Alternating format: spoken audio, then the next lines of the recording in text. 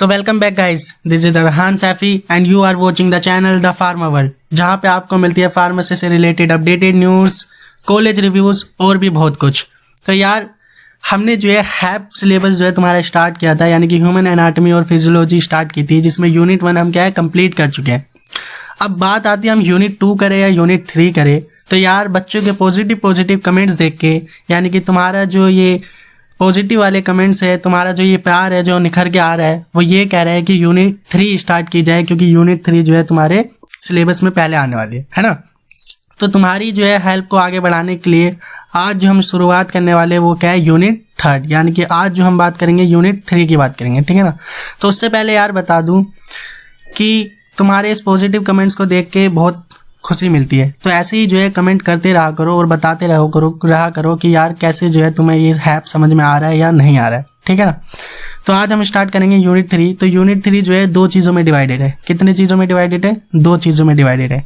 एक तो क्या है तुम्हारा बॉडी फ्लूइड्स एंड ब्लड्स, यानी कि तुम्हारी बॉडी में, तुम्हारे शरीर में जितना भी फ्लूइड्स है, पानी भरा पड़ा है, उसके बारे में क्या है हम डिस्कस करेंगे। और तुम्हारी बॉडी के अंदर जो फ्लूइड भरा पड़ा है, यानी कि खून भरा पड़ा है, उसके बारे में क्या करेंगे, डिस्कस करेंगे। और दूसरा टॉपिक जो यूनिट 3 में होने वाला है वो क्या है, लिम्फेटिक सिस्टम, यानी कि लिम्फ्स के बारे में, जो तुम्हारी बॉडी के अंदर लिम्फेटिक सिस्टम होता है उसके बारे में डिस्कस करेंगे, ठीक है ना। तो चलो यार बिना टाइम वेस्ट किए क्लास को शुरू करते हैं और स्टार्ट करते हैं यूनिट 3।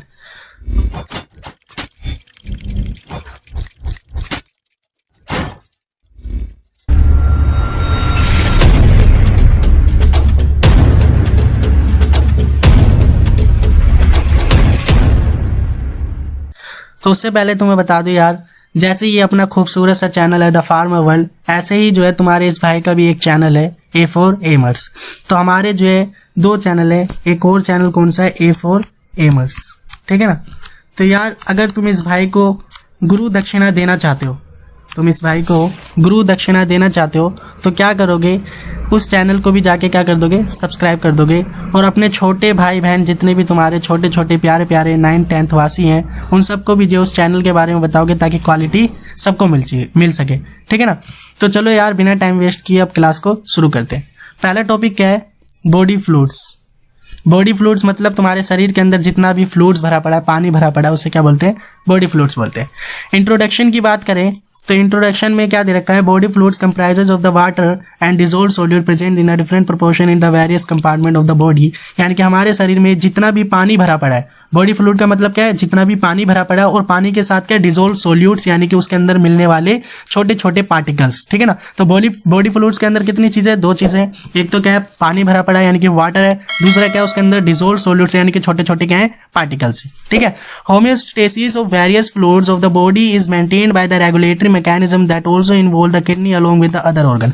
अब बात ये यार, हमारी बॉडी तो फ्लूइड्स है, यानी कि पानी भरा पड़ा और डिसॉल्व्ड सॉल्यूट्स तो है, लेकिन उसकी मेंटेनेंस भी जरूरी है। यानी कि कब हमारी बॉडी में जो है फ्लूइड्स की रिक्वायरमेंट है तो हम उसको बचा के रखेंगे, कब हमारी बॉडी से फ्लूइड को बाहर भेजना है तो हम क्या कर देंगे, एक्सक्रीट कर देंगे। और ये सिस्टम संभालने के लिए क्या होते हैं, कुछ ऑर्गन्स होते हैं लाइक किडनीज, ठीक है ना। तो बॉडी फ्लूइड्स ही होना जरूरी है, बॉडी फ्लूइड का मेंटेनेंस होना भी क्या है, जरूरी है।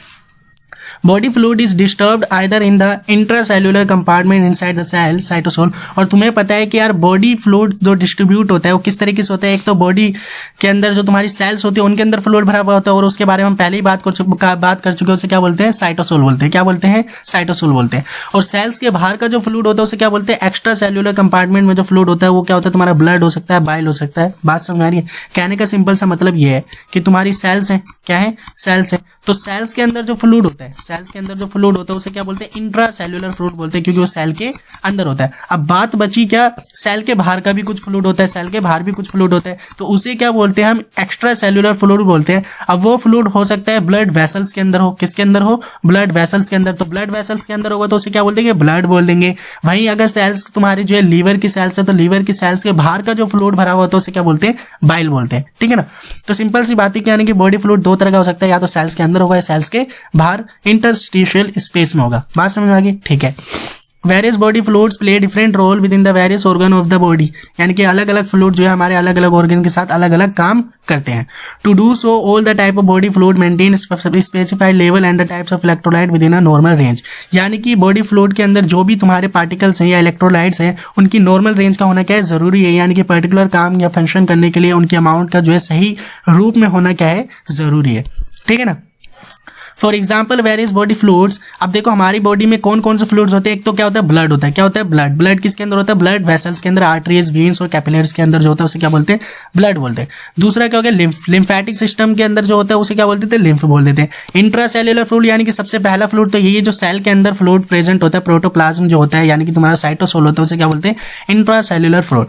फिर क्या इंटरस्टिशियल फ्लूइड, यानी कि दो सेल्स के बीच जो फ्लूइड होता है उसे क्या बोलते हैं, इंटरस्टिशियल फ्लूइड बोलते हैं। सेरिब्रोस्पाइनल फ्लूइड, यानी कि तुम्हारा सेरिब्रम और स्पाइनल यानी कि तुम्हारा ब्रेन वाला पार्ट और स्पाइनल कॉर्ड वाला पार्ट के बीच में जो भी पानी या फ्लूइड प्रेजेंट हो उसे क्या बोल देते हैं, सेरिब्रोस्पाइनल फ्लूइड बोल देते हैं। अगला क्या है साइनोवियल फ्लूइड, साइनोवियल फ्लूइड कहां पे प्रेजेंट था, मैंने पहले ही बताया था कि जो तुम्हारी जॉइंट्स होते हैं यानी कि बोन्स के बीच में जो जॉइंट्स होते हैं उसके पास जो पानी भरा होता है या फ्लूइड भरा होता है इसे क्या बोलते हैं, साइनोवियल फ्लूइड बोलते हैं। और आइज में भी कुछ फ्लूइड होते हैं जैसे इंट्रा ओक्यूलर फ्लूइड और एक्वस ह्यूमर, इसके बाद जो हम आगे डिस्कस करेंगे। Carry a complex homeostasis mechanism to maintain specified level of the fluid and concentration of electrolyte. अब ये जगह जगह तो फ्लूइड प्रेजेंट है और फ्लूइड के साथ क्या प्रेजेंट होंगे, इलेक्ट्रोलाइट्स भी प्रेजेंट होंगे यानी कि पार्टिकल्स भी प्रेजेंट होंगे, लेकिन मेन मुद्दा ये है उनकी मेंटेनेंस क्या है, जरूरी है, होम्योस्टेसिस क्या है, जरूरी है, यानी कि उनका अमाउंट क्या है, जरूरी है, एक पर्टिकुलर स्पेसिफाइड अमाउंट में होना जरूरी है। ठीक है ना।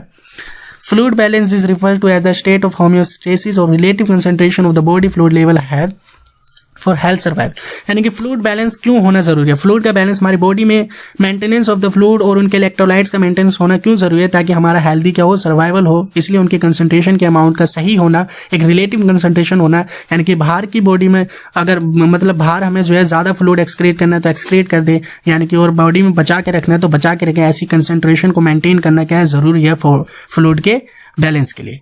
ठीक है ना। Therefore, in case of excessive of water in the body, it must be excreted out, यानी कि जब बॉडी में यानी कि हमारे शरीर में पानी की अमाउंट ज्यादा होगी तो हम क्या कर देंगे, उसे बाहर पहुंचा देंगे, एक्सक्रीट कर देंगे। While in excess loss, quick replacement is essential, लेकिन अगर पानी का ज्यादा लॉस हो जाए यानी कि मान लो किसी का एक्सीडेंट हो गया और बहुत सारा फ्लूइड जो है निकल गया तो धड़ाधड़ डॉक्टर साहब क्या करते हैं, फ्लूइड उसको चढ़ाते हैं, यानी कि उसको ब्लड क्या चढ़ाते हैं, क्यों, क्योंकि वहां पे क्विक रिप्लेसमेंट क्या हो जाता है, बहुत जरूरी हो जाता है, एसेंशियल हो जाता है। बात समझ में आ गई। ठीक है। अगला क्या है तुम्हारा topic, compartment of the body fluid. ठीक है ना, यानी कि बॉडी फ्लूइड कहाँ कहाँ पे प्रेजेंट होता है। Almost 55 and 60% of the total body mass in female and male respectively is made of the body fluid. कहने का मतलब ये है, अगर एक मेल बॉडी को देखोगे यानी कि पुरुष समाज को देखोगे यानी कि मेल बॉडी को देखोगे तो तुम्हारा कितना 60% जो है पूरा जो वजन होता है, 60% वजन जो होता है वो बॉडी फ्लूइड की वजह से होता है। किसकी वजह से होता है, बॉडी फ्लूइड यानी कि पानी की वजह से। और दूसरा अगर हम फीमेल को देखें तो फीमेल का जब हम वजन तोले यानी कि वेट निकाले तो 55% वो वेट किसकी वजह से होता है, बॉडी फ्लूइड की वजह से होता है। ठीक है ना, सिंपल था। Broadly, the body fluid is found to be present in two compartments that is mainly divided into the two types। कहने का मतलब ये बॉडी फ्लूइड यानी कि हमारे शरीर में जो फ्लूइड प्रेजेंट है, पानी प्रेजेंट है, ठीक है ना, जो द्रव प्रेजेंट है वो दो ही चीजों में प्रेजेंट हो सकता है। पहला क्या, इंट्रासेल्युलर फ्लूइड यानी कि सेल्स के अंदर, उसे क्या बोलते हैं, साइटोसोल बोलते हैं, यानी कि it is the fluid present within the cell, cells के अंदर प्रेजेंट होता है। Make up around 2/3 of the body fluid, यानी कि बॉडी फ्लूइड पूरा टोटल निकालोगे तो उसका 2/3 हिस्सा 2/3 तो क्या होता है, सेल्स के अंदर ही होता है। बात समझ में आ गई। ठीक है। दूसरा क्या है, एक्स्ट्रा सेल्युलर फ्लूइड यानी कि सेल के बाहर का fluid. It is the present outside the cell and include is the rest of the body fluid, यानी कि सेल्स की छोड़ के, सेल्स के अंदर का फ्लूइड का छोड़ के बाकी जितना भी फ्लूइड है वो क्या होता है, एक्स्ट्रा सेल्युलर फ्लूइड यानी कि सेल के बाहर का फ्लूइड। तो सेल के बाहर कहाँ कहाँ हो सकता है, लिम्फ के अंदर हो सकता है, लिम्फेटिक सिस्टम के यानी कि लिम्फेटिक वेसल्स के अंदर हो सकता है तो उसे लिम्फ बोलते हैं। वहीं नर्वस सिस्टम यानी कि तुम्हारी स्पाइनल कॉर्ड और ब्रेन के अंदर होगा तो सेरिब्रोस्पाइनल फ्लूइड बोल देते हैं। वहीं अगर जॉइंट्स के बीच में प्रेजेंट है तो साइनोवियल फ्लूइड बोल देते हैं। ये सारे फ्लूइड क्या है, आउटसाइड द सेल्स प्रेजेंट है यानी कि कोशिका के बाहर प्रेजेंट है। Aqueous and vitreous humour in the eyes, यानी कि तुम्हारी जो आंखें होती है उनके अंदर भी क्या होता है, पानी होता है, एक्वस और विट्रस ह्यूमर कहते हैं। अब इसको समझना क्या कहना चाहते हैं। देखो तुमने सुना होगा आईज कुछ ऐसी होती है, यार ड्राइंग तो अपनी बचपन से बेकार है फिर भी फील ले लेना, ठीक है ना। तो सबसे आगे वाला पार्ट क्या होता है तुम्हारा, कॉर्निया होता है। क्या होता है, कॉर्निया होता है, ठीक है ना। और यहाँ पे क्या होता है तुम्हारा, यहाँ पे क्या होते हैं, लेंस होते हैं। क्या होते हैं, लेंस होते हैं। तो लेंस जो होता है और जो तुम्हारा कॉर्निया पार्ट होता है, उनके बीच में क्या होता है, फ्लूइड प्रेजेंट होता है। क्या प्रेजेंट होता है, फ्लूइड प्रेजेंट होता है। उस वाले फ्लूइड को क्या बोलते हैं, एक्वस ह्यूमर बोलते हैं। क्या बोलते हैं, एक्वस ह्यूमर बोलते हैं। बात समझ में आ रही है, ठीक है। वहीं जो तुम्हारे लेंस होते हैं, यानी कि यहाँ जो तुम्हारा ये वाला आइरिस वाला पार्ट होता है और इधर वाला पार्ट यानी कि रेटिना तक का जितना भी फ्लूइड प्रेजेंट होता है उसे क्या बोलते हैं, विट्रस ह्यूमर बोलते हैं। क्या बोलते हैं, विट्रस ह्यूमर बोलते हैं। कहने का मतलब ये है कि आइस के अंदर भी क्या प्रेजेंट होता है, पानी प्रेजेंट होता है। जो तुम्हें आंसू आते हैं वो आंसू कौन होता है, एक्वस ह्यूमर होता है। यानी कि आगे वाले पार्ट में जो प्रेजेंट है वो एक्वस ह्यूमर होता है, जो पीछे वाले पार्ट में प्रेजेंट है वो क्या होता है, विट्रस ह्यूमर होता है। तो वो भी क्या है, फ्लूइड है, वो भी क्या है, फ्लूइड है। फिर क्या है तुम्हारा एंडोलिम्फ और पेरिलिम्फ इन द ईयर्स, यानी कि तुम्हारे जो कान होते हैं उसमें भी क्या होता है, फ्लूइड प्रेजेंट होता है। एंडोलिम्फ और पेरिलिम्फ, ये बात जो तुम्हें अभी समझ में नहीं आएगी, लेकिन याद रख लेना कि कानों के अंदर भी क्या होता है, फ्लूइड प्रेजेंट होता है। फिर कुछ फ्लूइड होते हैं तुम्हारे, जैसे प्लूरल हो गया मेम्ब्रेन के अंदर। कौन सी मेम्ब्रेन, तुम्हारी लंग्स की मेम्ब्रेन के पास। पेरिकार्डियल यानी कि हार्ट की मेम्ब्रेन के पास, यानी कि ये सब भी क्या फ्लूइड प्रेजेंट होते हैं। तुम्हें अभी बस जो है नाम याद रखने, ठीक है ना। अब जैसे देखो ये डायग्राम दिखा रहा है, डायग्राम ये क्या कह रहा है, डायग्राम ये कह रहा है ये तुम्हारी कौन सी बॉडी है, मेल बॉडी है, यानी कि कौन है, तुम्हारा पुरुष है। तो ये मेल बॉडी में जो 60% अगर तुम वजन तोलोगे तो किसकी वजह से आता है, फ्लूइड की वजह से आता है। बाकी 40% क्या होता है, तुम्हारा सॉलिड पार्टिकल्स होते हैं, यानी कि सॉलिड यानी कि तुम्हारा ठोस चीजें होती हैं, ठीक है। वहीं तुम अगर फीमेल बॉडी को देखो तो फीमेल बॉडी में 5% फ्लूइड बस कम है। सिंपल सी बात है, 60 और 50 वाला कंसेप्ट, 60 और 55 वाला कंसेप्ट है। यानी कि फीमेल बॉडी में कितना फ्लूइड प्रेजेंट होता है, कितना पानी प्रेजेंट होता है, जिसमें वजन तोलोगे तो 55%। बाकी जो 45% होता है वो क्या होता है, सॉलिड होता है, ठीक है ना।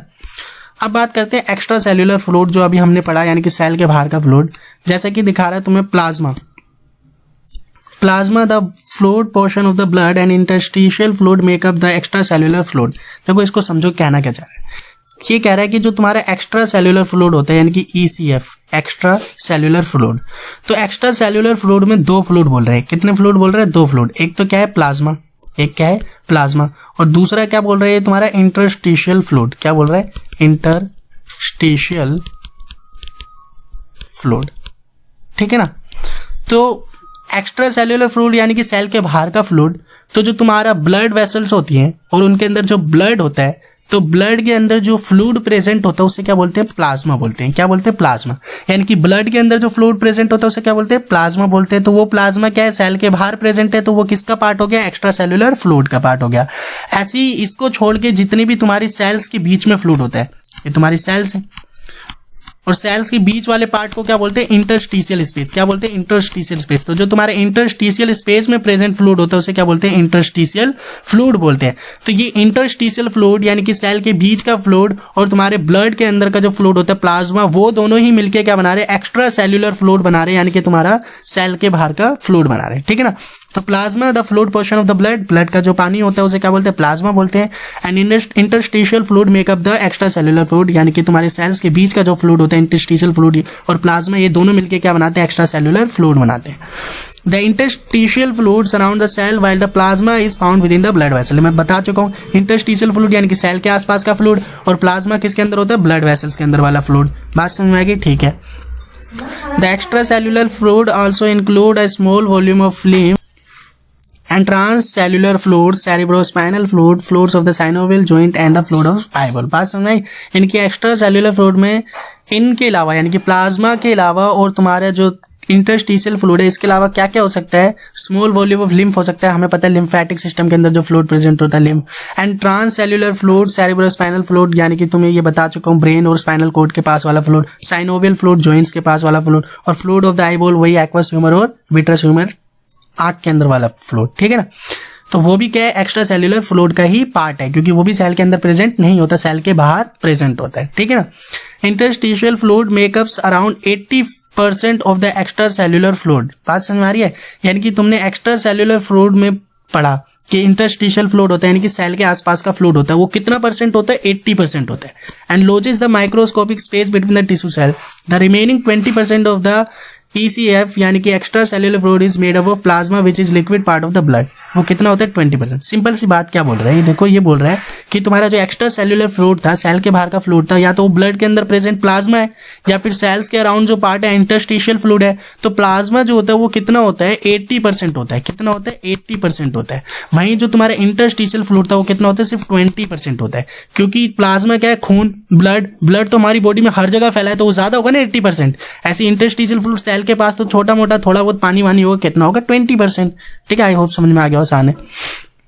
आगे बात करते हैं। अब आगे जैसे ये तुम्हें टेबल दे रखी है volume of the fluid compartment, तो ये कहना क्या चाह रहा है, जैसे एक इन्फेंट यानी कि एक बेबी बच्चा ले लिया कोई 2-3-4 साल का, ठीक है ना, और एडल्ट मैन यानी कि जो अब जो है मैच्योर हो गया वो लड़का है, और एडल्ट फीमेल यानी कि मैच्योर लड़की है, ठीक है ना। तो सिंपल सी बात ये बोल रहा है कि इसने कंपोजिशन दे दिया फ्लूइड का। जैसे इन्फेंट में अगर तुम फ्लूइड देखोगे कितना होता है 75%, ज्यादा होता है। मेल में हम पहले ही पढ़ चुके कितना होता है 60, फीमेल में 55 था, यहाँ थोड़ा सा और कम कर दिया 50, बात एक ही है, थोड़ा आसपास चलता है, ठीक है ना। तो परसेंटेज ऑफ बॉडी वेट के हिसाब से बता रहा है कि टोटल जो अगर इन्फेंट में देखें तो 75% क्या भरा होता है, फ्लूइड भरा होता है, और अगर मेल में देखें यानी कि एडल्ट वाले में देखें तो 60% फ्लूइड भरा होता है अगर वजन तोले, और 50% क्या भरा होता है फीमेल में, वजन तोले तो फ्लूइड भरा होता है। अब उसका जो इसने पार्ट दे दिया कि एक्स्ट्रा सेल्यूलर फ्लूइड 4% हो गया, प्लाज्मा क्या हो गया 26% हो गया, और तुम्हारा ये वाला कितना हो गया 45%, ठीक है ना। बात समझ में आ रही है, यानी कि एक्स्ट्रा सेल्यूलर फ्लूइड का कंपोजिशन देती है। प्लाज्मा कितना हो गया 4%, ये तुम देख लोगे, ठीक है ना। बाकी ये पेपर में पूछा नहीं जाएगा यार, फिर भी एक बार देख लेना, ठीक है। इंट्रासेल्युलर फ्लूइड यानी कि सेल्स के अंदर का fluid. Intracellular fluid account for the largest volume of the body fluid. It includes the fluid present inside the cell of the body. जो बॉडी के सेल के अंदर प्रेजेंट होता है उसे क्या बोलते हैं, इंट्रासेल्युलर फ्लूइड बोलते हैं। It is mainly composed of the water. इसमें मेनली क्या होता है, पानी भरा हुआ होता है, which is main solvent in which significant chemical reaction of the cell take place. यानी कि सारा जो सेल के अंदर फ्लूइड भरा होता है उसमें मेनली क्या होता है, वाटर होता है, पानी होता है, और पानी के अंदर थोड़े बहुत क्या होते हैं, केमिकल्स होते हैं जो रिएक्शन कर रहे होते हैं। बात समझ में आ गई, ठीक है। अब maintenance of the fluid balance. अब देखो बात सिंपल सी ये नहीं है कि तुम्हारे अंदर बॉडी फ्लूइड प्रेजेंट है तो बात खत्म होगी। यार बॉडी फ्लूइड प्रेजेंट है तो उसकी मेंटेनेंस भी तो जरूरी है। जब हमारी बॉडी को ज्यादा फ्लूइड चाहिए, मान लो किसी का एक्सीडेंट हो गया तो उसको फ्लूइड चाहिए, तो फ्लूइड हमें क्या रिक्वायरमेंट है। वहीं किसी के अंदर बॉडी फ्लूइड इकट्ठा होता जा रहा है, वो मोटा होता जा रहा है फ्लूइड की वजह से, तो फ्लूइड को बाहर निकालना भी क्या है, जरूरी है। यानी कि maintenance of the fluid balance भी जरूरी है। यानी कि बॉडी के अंदर जितना भी फ्लूइड प्रेजेंट है, द्रव प्रेजेंट है, और उसके अंदर जो इलेक्ट्रोलाइट्स प्रेजेंट है यानी कि केमिकल्स प्रेजेंट है, उन सबका बैलेंस होना क्या है, जरूरी है, ठीक है।